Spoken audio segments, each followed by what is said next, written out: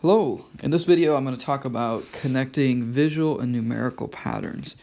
So there's a couple ways of looking at this. If I asked you how many circles are in figure 5, so how many circles in figure 5,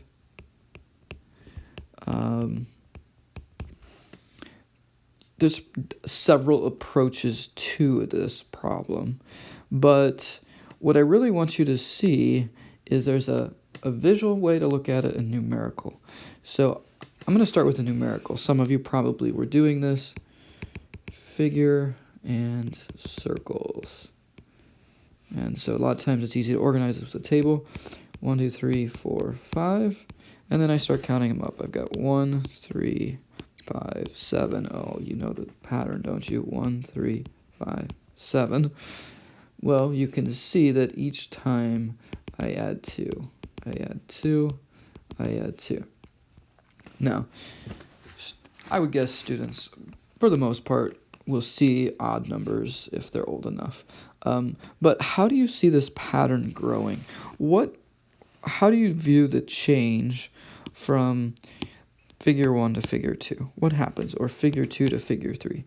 Do you see a circle being dropped on top and on the side each time?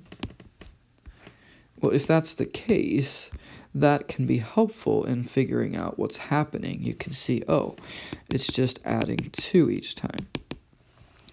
All right.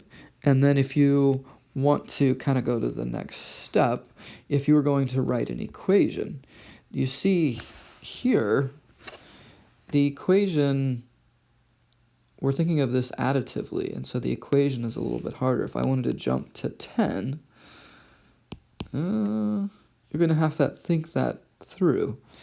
But if you go back and you say, well, for figure 1, I had 1 circle, and then I added 2 more circles, and I've added those 2 more circles how many times to get to figure 10? Well, I've actually added 2 more circles 9 times, right? So this becomes 1 plus 2 times 9. And there's other ways of thinking about it. I'm just throwing this out here, which is helpful when we go to, well, how about the n pattern?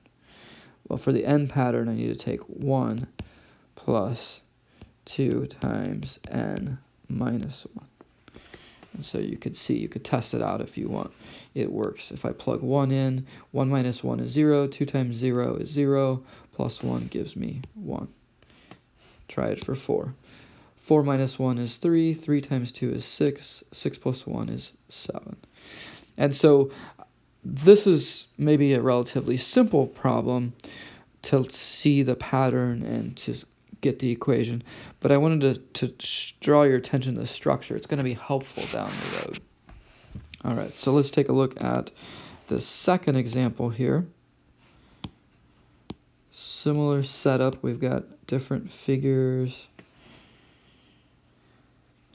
And again, we could look at it numerically. Here's 3, here's 5, here's 7, here's 9, here's 11.